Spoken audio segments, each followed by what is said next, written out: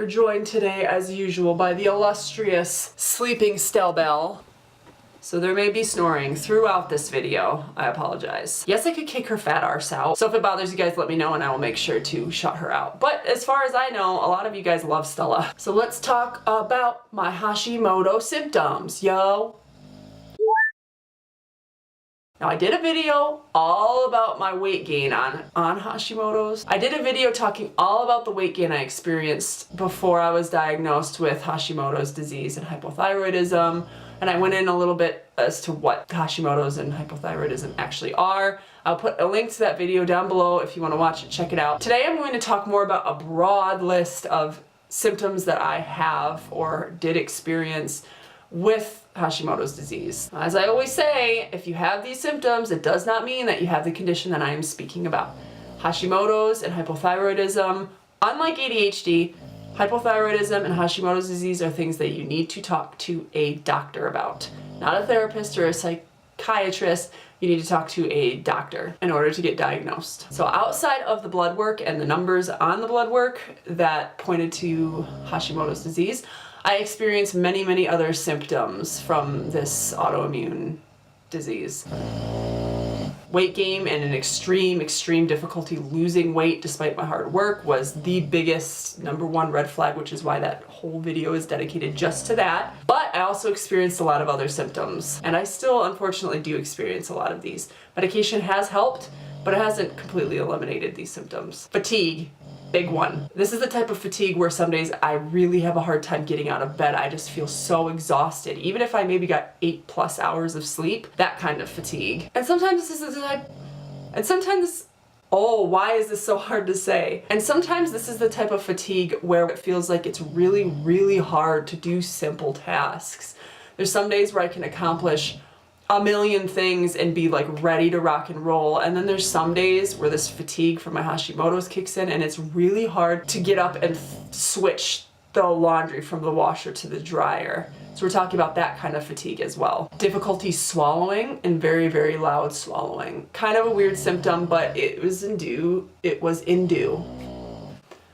Speaking is on point today. It was due in part, not in part, it was due completely because of my goiter. That's a swollen thyroid is called. There she blows, boys. She hasn't gone anywhere. It causes me to swallow very loud. It gives me the sensation a lot of times like food would almost get stuck in my throat. I don't know what to explain. If you swallowed a big pill and it feels like, oh, it's not going down, sometimes I would get that sort of sensation. And this was all before I even knew that I had Hashimoto's disease. I was also noticing I was getting sore throats quicker, which the doctors have explained it's because of how swollen my thyroid is. There's less room in my throat for if it gets inflamed or just swollen or irritated from like allergies or a cold or anything like that. There's less room for swelling before there's more irritation because my walls are practically touching each other. Along with this is the voice hoarseness. I've always had a deep managed voice, like I've said, but you can hear it in my voice in all of my videos. Like it gets that kind of right where you're hearing right now. That kind of like scratchy, like weird hoarse sound.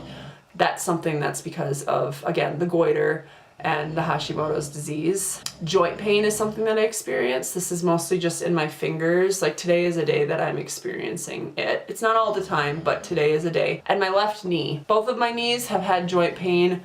I always thought it was just because I was not very gentle on my knees when I was a child. But once my left knee in particular started really being really bad to the point where it would lock up on me, and there'd be days where it just was, I couldn't fully extend it and I would actually be walking around with a limp. That's when I knew that, hey, this probably isn't just bad knees because I'm almost 30. This is probably because of the Hashimoto's disease. Now, I don't know yet if it's actual arthritis that has formed in that knee or not, but it is common that you get, I think it's rheumatoid arthritis when you have Hashimoto's. Just because when you have an autoimmune disease, it's very common that your immune system may start attacking other parts of your body, which is essentially what rheumatoid, I believe that's the type of arthritis. Don't quote me on that. I believe that's the type of arthritis where your immune system's attacking your joints. Constipation, Self-explanatory. Headaches. And I'm not someone who ever really got headaches before. If I had a headache, it was rare, but I started experiencing them often, and they'd be ones where I would go to sleep and then I'd wake up and still have a headache. Thankfully, that doesn't happen very often, but it was something that I was noticing was happening. And one of the most delightful things I've most recently started experiencing, which I'm going to be talking to my doctor about, my endocrinologist, tomorrow. I see him tomorrow. But I have started developing cystic acne. You probably have noticed it in other videos. It's all along here. Big boy right here. Down here. And you know, I've got a couple breakouts up here, but these are more normal from wearing baseball hats when I work out. But cystic acne is like a completely different beast. I've never experienced it before. I've heard that it's kind of common when you turn 30 to experience cystic acne or an adult acne, but given where mine is along the jawline, which is commonly a sign of hormonal imbalances, which is something that can go hand in hand with good old Hashimoto's and hypothyroidism, I'm suspicious that it could be because of my Hashimoto's disease. So I don't know if that means I'm having a flare-up. I don't know if it means that my medication needs to be adjusted. I don't know if it's something I just need to live with. But that is something that I have read can be a sign of Hashimoto's disease. And the last thing I experienced was hair loss. Now I've got like a lot of hair. I've got hair to spare, I've got hair to lose. So at first I didn't think much of it. I'm also not real great at brushing my hair, because if you're a curly haired girl, you'll know that when you brush curls, your hair tends to lose this like soft, really nice like curls and waves and turn into just an absolute fro. So I started when I was in the shower, I was noticing that like clumps of hair was coming out, and I was thinking, I've always been a big shedder, especially because I don't brush my hair very well, which gets rid of all the hair that you lose. I mean, here's some right now, throughout the day. I figured that's just why. But I was realizing that it was more hair than I ever experienced before, because I've always not brushed my hair very much. So I realized, yep, I'm experiencing the hair loss symptom.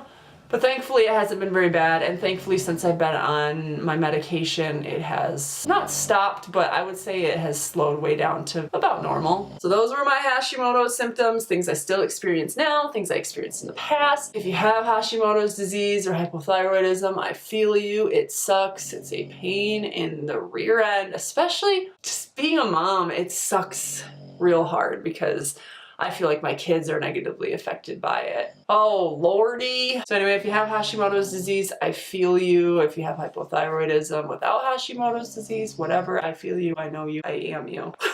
So I hope this helps if you're experiencing some of these symptoms. Maybe this will get you on the right track. Maybe it's time to talk to your doctor. Maybe you have Hashimoto's disease too. If you do, I hope this can be a good resource for you, a place where you can find kindred spirits, people who understand, and yeah. All right, until the next video, see you guys next time. Does that even make sense? Until the next video, I'll see you guys next time. No, that's like, doesn't that mean like the same thing? Like, couldn't you just say until the next video? Bye guys. That would probably be better. We'll get an outro, don't you worry.